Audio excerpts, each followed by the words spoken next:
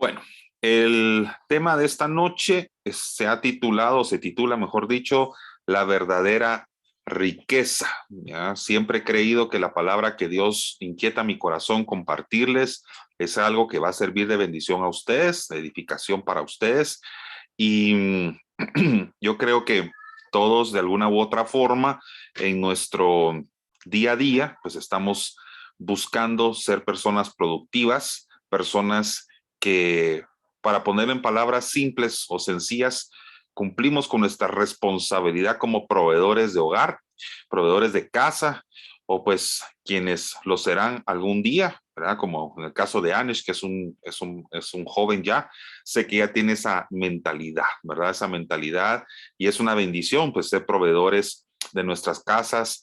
Sin embargo, en esa búsqueda de la provisión y esa búsqueda de poder proveer lo necesario para nuestras familias, para nuestros hogares, a veces entran ciertos afanes en nuestro corazón, sobre todo pues cuando no alcanzamos tal vez las metas financieras que nosotros quisiéramos.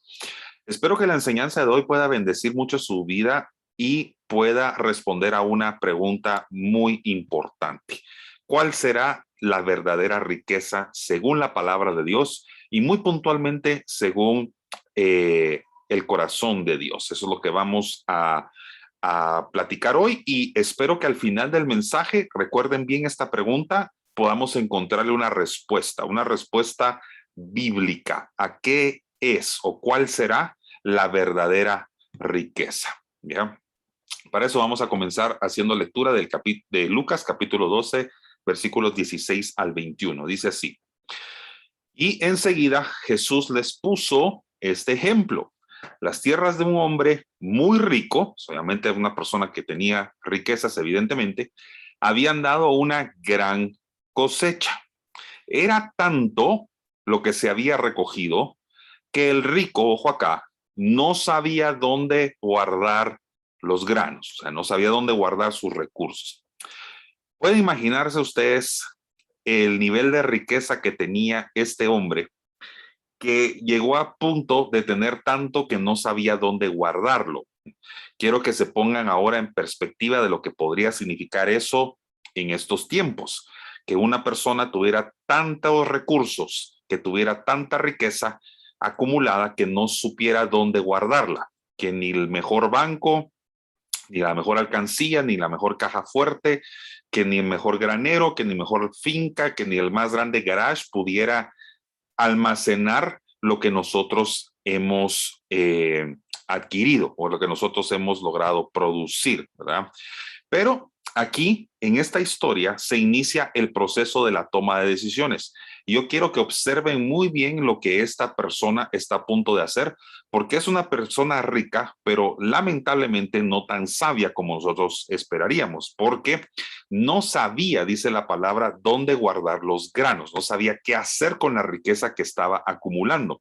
Entonces, vamos a empezar a hacer una reflexión, un estudio sobre la toma de decisiones de dos historias. La primera, la historia que les estoy compartiendo en este momento, y la segunda, una que va a hacer un contraste, va a ser una comparación con esta que les estoy leyendo en este momento. Así que presten atención a cómo continúa el versículo siguiente, esta misma historia. Dice así en esta versión: pero después de pensarlo, dijo, ya sé lo que haré.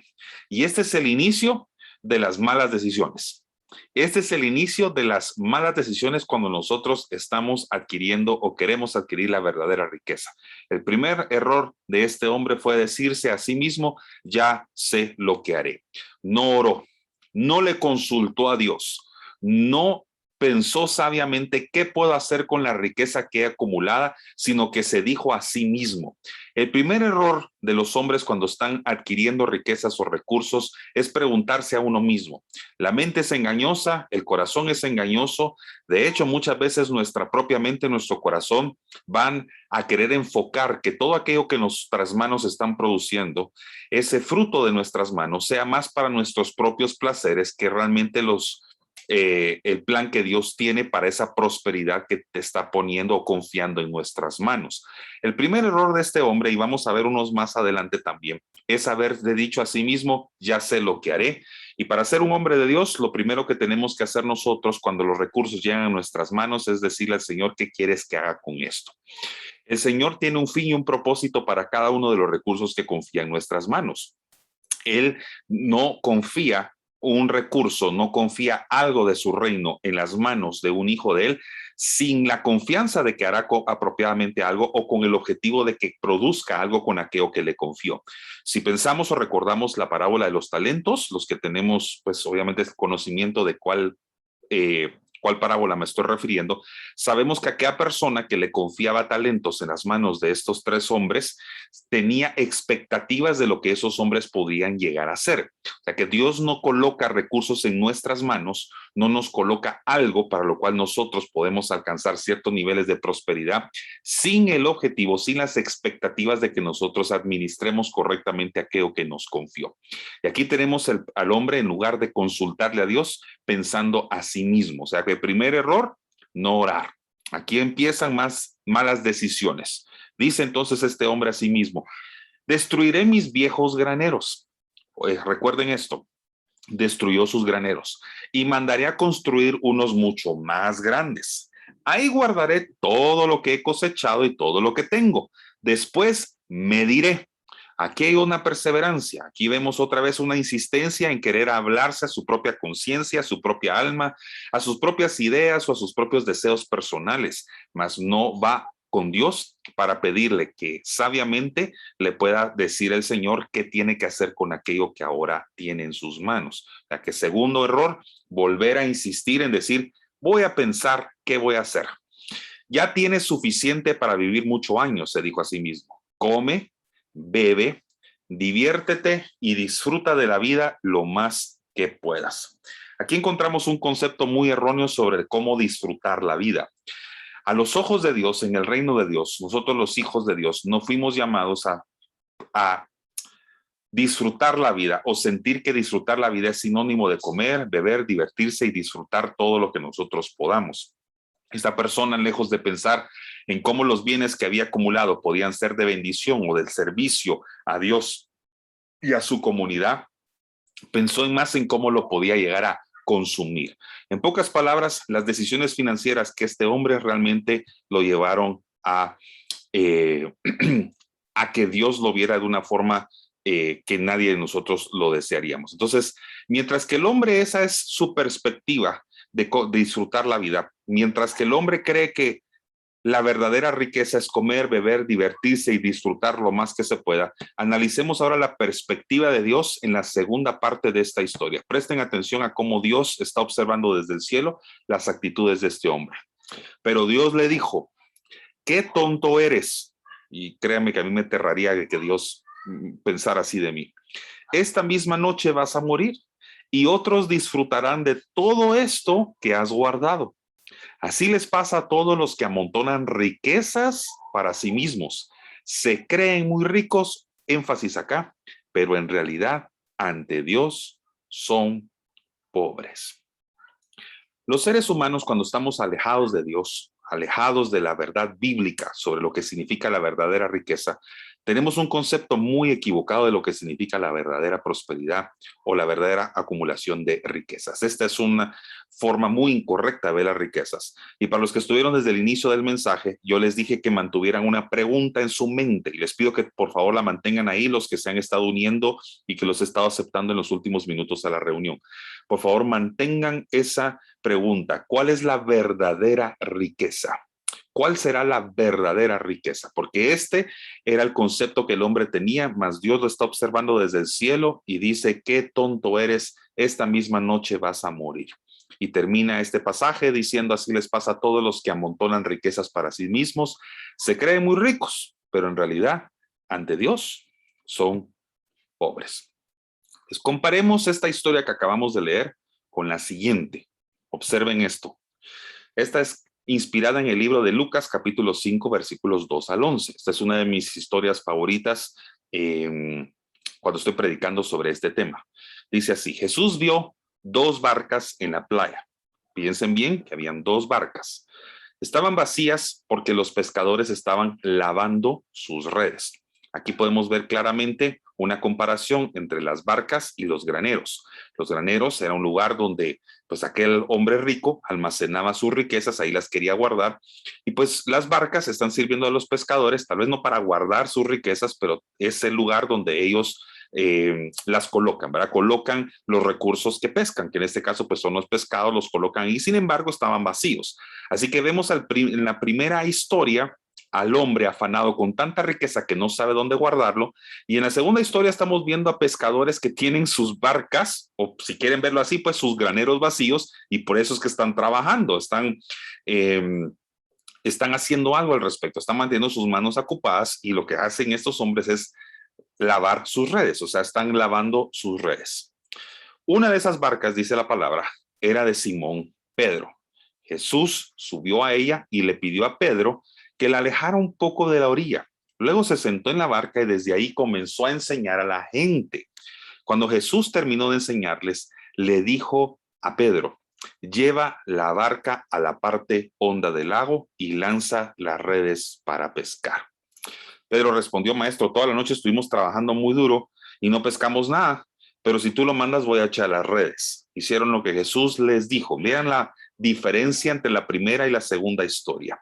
Mientras en la primera historia tenemos un hombre rico que se está hablando constantemente a sí mismo, tratando de escuchar los mismos deseos y anhelos personales de su corazón, aquí vemos a unas personas que tienen su barca vacía y en este caso pues Pedro tiene una conversación como pescador con Jesús, está haciendo lo que Jesús le dice. O sea, hay una diferencia. Si nosotros sabemos que orar es hablar con Dios, en la primera historia vemos una escasez de oración y en esta vemos una abundancia de oración, una abundancia de conversación entre el pescador, o en este caso el productor, y Jesús. Les hicieron lo que Jesús les dijo y fueron tanto los pescados que recogieron, o sea que la prosperidad, la riqueza física, o sea, los recursos llegaron, que las redes estaban a punto de romperse. Si lo comparamos con la historia anterior, sería semejante a que los graneros estaban tan llenos que estaban a punto de quebrarse, es decir, ya no que había más grano dentro de ellos. Aquí estamos viendo una historia que estamos estudiando paralelamente a la anterior, y aquí vemos ahora unas barcas que están tan llenas que están a punto de romperse. Entonces, ¿qué es lo que ocurre? Hicieron señas a los compañeros de la otra barca. ¿De cuál barca? De la otra. Al principio de la historia leemos que habían dos barcas en la playa. En una se sube Jesús, obviamente dejando a la otra a la orilla de la playa, y uno pensaría, Jesús pues obviamente eligió una y dejó de elegir la otra no va a ser tan afortunada de poder recibir la bendición de que está por ocurrir, la pesca milagrosa. Sin embargo, aquí vemos que la otra barca, seguramente la que estaba en la orilla, a la cual Jesús no se había subido, le hicieron señas para que esos compañeros fueran enseguida a ayudarlos. Y eran tanto los pescados, la abundancia era tanta, que entre todos llenaron las dos barcas. Y era tanto la abundancia, era tanta la riqueza que había llegado a ellos en aquella pesca, que las barcas estaban a punto de hundirse. Y una de las cosas más hermosas que veo al comparar la historia número 1 a la historia número 2, es que mientras en la primera el hombre está afanado por amontonar riquezas para sí mismo y pensar qué puede hacer con ellas, en la segunda historia vemos una cosa totalmente diferente. Vemos una actitud de querer compartir o repartir de la abundancia que tenía.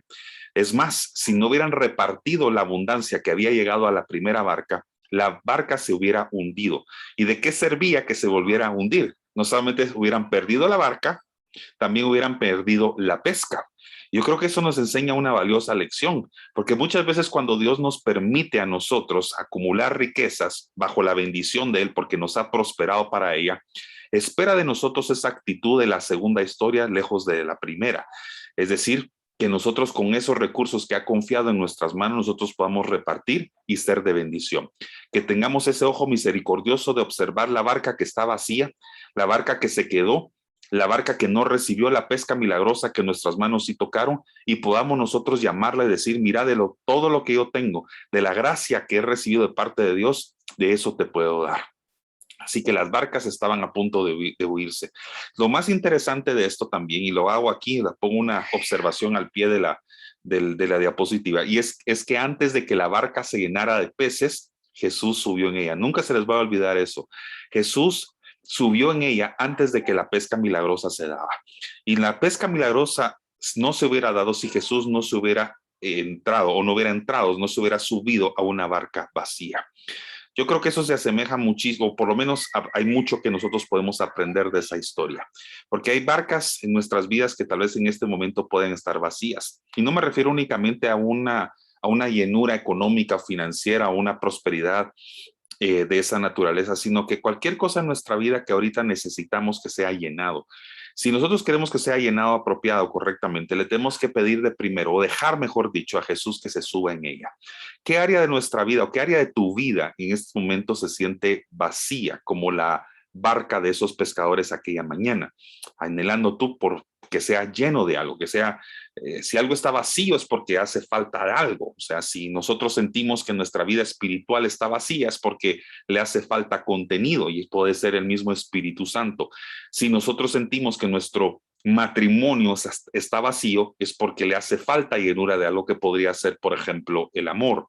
Si nosotros sentimos, por ejemplo, que nuestra empresa, nuestro ministerio, nuestras cuentas bancarias, algo están vacías, es porque están en necesidad de que algo las llene. Y en nuestras vidas espirituales no hay mucha diferencia. A veces nosotros sentimos una vaciedad, pero ese es el escenario exacto que Jesús está buscando para poder llenar lo que está vacío. Es lo que yo llamo precisamente el principio de la vaciedad. A veces nosotros nos sentimos mal, nos sentimos avergonzados porque Jesús nos va a encontrar vacíos, pero lo que quiere el Señor, Él no le preocupa o Él no tiene problema con encontrar un área en nuestra vida vacía. Tiene problema con que seamos desobedientes a su palabra cuando le dice: yo me quiero subir en esa barca, te pido que la alejes de la orilla y hagas lo que yo te voy a mandar a hacer. En otras palabras, Dios no tiene problema con la vaciedad, no tiene problema con que ahorita nuestras vidas se sientan vacías en una de las áreas que mencioné. Tiene problema con que no escuchemos su voz y seamos obedientes a lo que nos está llamando a hacer. La parte más milagrosa para mí de la segunda historia es la que les voy a contar. No es la pesca, y esto seguramente algunos me han escuchado predicarlo en la iglesia. La parte más milagrosa de la historia es el final, y es lo que les voy a leer ahorita. Pero Jesús le dijo a Pedro: no tengas miedo. De hoy en adelante, en lugar de pescar peces, voy a enseñarte a ganar seguidores para mí. Los pescadores llevaron la barca a la orilla. Miren, pues, esta es la parte más milagrosa de todo. El milagro más grande no fue la pesca, fue esto. Dejaron todo lo que llevaban y se fueron con Jesús. La parte más milagrosa y maravillosa de la historia no es que las barcas se estuvieran llenando de peces. La parte más maravillosa y milagrosa de la historia es de que la pesca no los sedujo tanto como seguir a Jesús. No les atrajo tanto la cantidad de peces que tenían ahí, sino que les atrajo más, les sedujo más la presencia del hombre que provocó ese milagro. Así que dijeron: nosotros ahorita tenemos que dejar esta pesca porque tenemos que seguir a aquella persona que nos enseñó a pescar.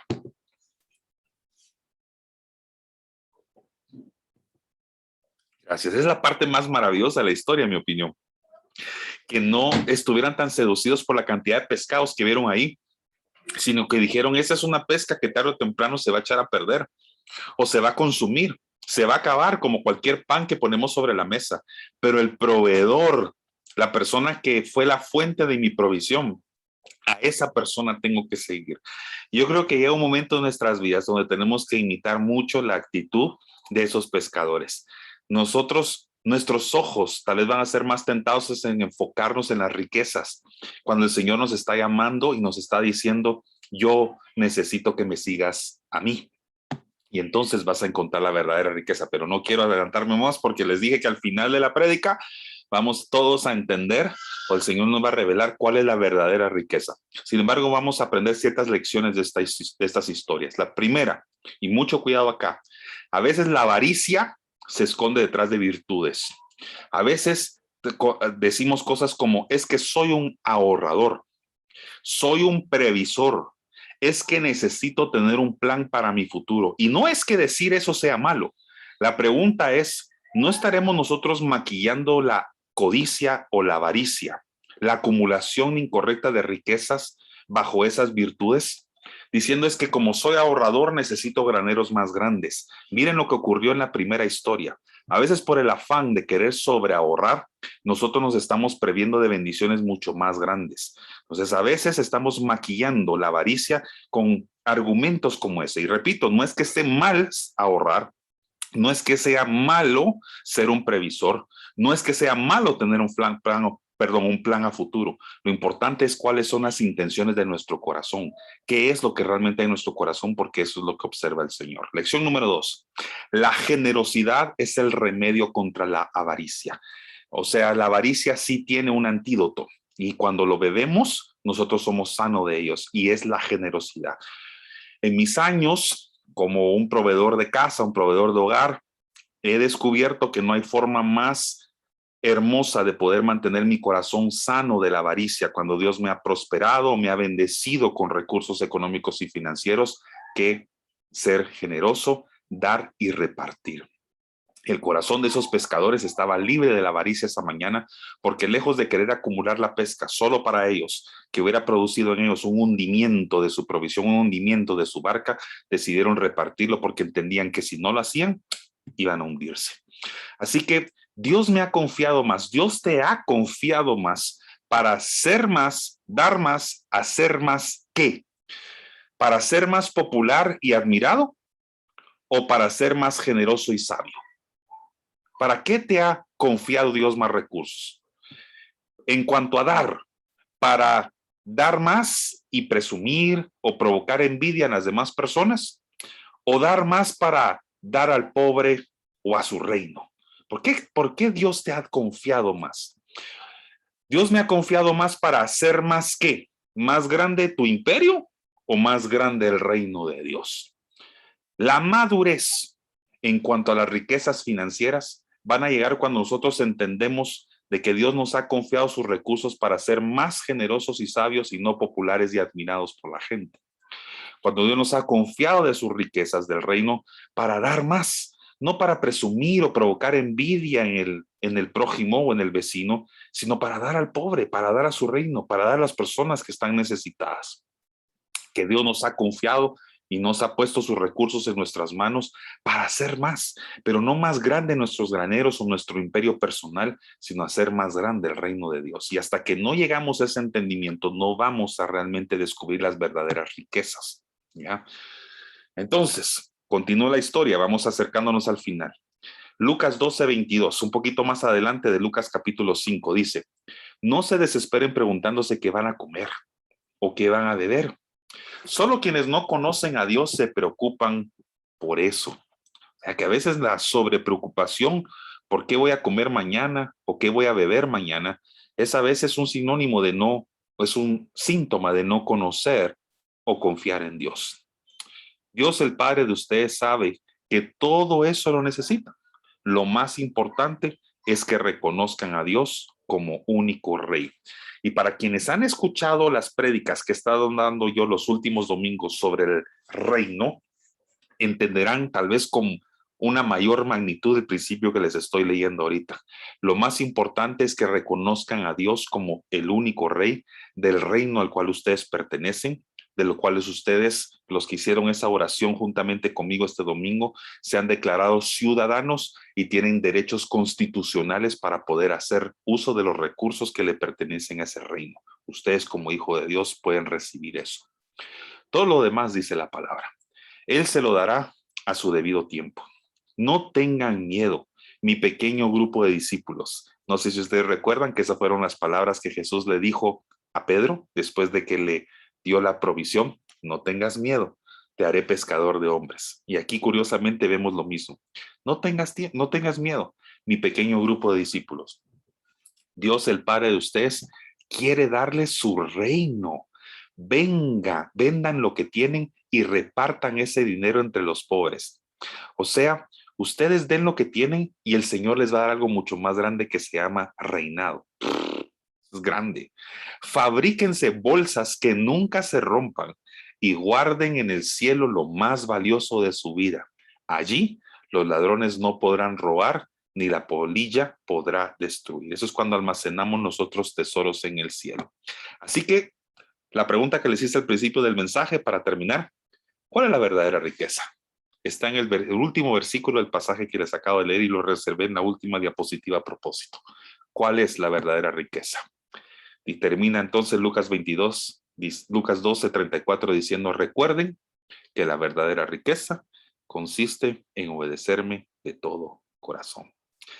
Es un cambio de enfoque. Así como nosotros hemos creído hasta el momento que tal vez la verdadera riqueza, porque el mundo así nos enseñó, es observar a aquella persona que tiene los graneros más llenos o las barcas más saturadas, cuando realmente en la perspectiva de Dios la verdadera riqueza es la persona que aprende a obedecer de todo corazón al Señor. Tú no eres rico en el reino de Dios, no eres rico por cuántos recursos has almacenado en tus graneros. No eres rico por la cantidad de peces que tienes. No eres rico por tu capacidad de poder almacenar más dinero en tu cuenta bancaria. No eres rico por la cantidad de billetes que sostienen tu billetera. Ante los ojos de Dios y en su reino, eres rico por la manera que obedeces a Dios. La verdadera riqueza que llegó al corazón de aquellos pescadores no fue porque pescaron, fue porque obedecieron la palabra de Dios. Cuando tú llegas a ese entendimiento de que la obediencia es el principio de la provisión divina, vas a poder llegar a vivir una vida de provisión totalmente diferente a la que había llegado a tu vida. Y como un hombre que ha llegado a entender este principio, a veces a la fuerza y a veces con cierto dolor, puedo dar fe y testimonio que la razón por la que a mí y a mi familia no nos ha faltado pan y provisión hasta este momento, a pesar de que a veces han habido momentos de crisis y momentos en los que tal vez no, no había tanta riqueza financiera o pues momentos de cierta austeridad. Nunca nos ha faltado nada, porque en mi corazón ha permanecido algo que Dios valora mucho más, que se llama la obediencia. Así que si tú eres obediente a la voz de Dios y a su palabra y haces lo que Dios te dice en términos de tu cultura financiera y económica, vas a ver la verdadera riqueza llegar a tu vida.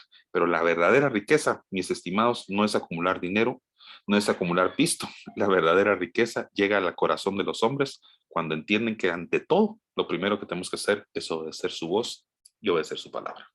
Amén. Bueno, amén, pastor.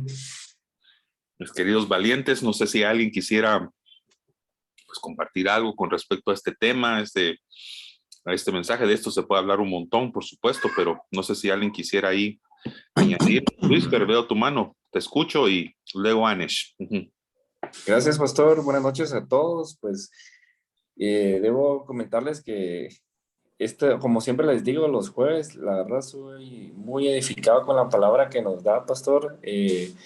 Creo que es más personalizado porque como va más dirigida a nosotros los hombres, ¿verdad? Creo que Dios nos ha puesto como proveedores de nuestra casa y yo creo que esta prédica en lo personal a mí me gustó mucho. Me fascina estar escuchando prédicas y mensajes y todo lo relacionado a la obediencia, ¿verdad? Yo he estado investigando un poquito todas las bendiciones que trae la obediencia a Dios y entre esos capítulos está Deuteronomio 28 y 30. Me ha gustado mucho esos capítulos y ahorita que usted menciona eso, pastor, yo creo que es algo que todos los días en lo personal uno debe de formar, ¿verdad? Ser obediente a Dios. Y la verdad que me gustó mucho esta prédica porque a veces uno se afana en el día a día y la verdad que la verdadera riqueza, estoy consciente de que es obedecer a Dios, porque si tenemos un corazón siempre obediente a Dios desde nuestros pensamientos, nuestro corazón, vamos a sentirnos bien con Dios, respaldados, ¿verdad? Y como decía usted, pastor, yo también en lo personal quiero testificar que cuando me he sentido más conectado con Dios, más en sintonía con Dios, automáticamente también me siento más tranquilo con todas las cosas materiales de este mundo. Y todo lo contrario, cuando viene el afán del día a día, el trabajo, y uno no tiene tiempo a veces de meditar tanto en la palabra, es cuando uno empieza a preocuparse, uno empieza a decir, ¿será que Dios me va a proveer? ¿Será que Dios me va a dar esto? Pero cuando uno entra a esa dimensión de la obediencia, de una comunión más directa con Dios, uno se siente más con paz, ¿verdad? Entonces, gracias, pastor, muy bonita la palabra. Muchas gracias también, como siempre, por tu participación. Nos bendices mucho con ella y añades bastante a la enseñanza. De verdad, Dios bendiga también tu obediencia, porque doy fe de que sos una persona muy obediente a escuchar la voz de Dios, y creo que eso también declaro que traerá siempre provisión a tu vida, y milagrosa si es necesario. Gracias.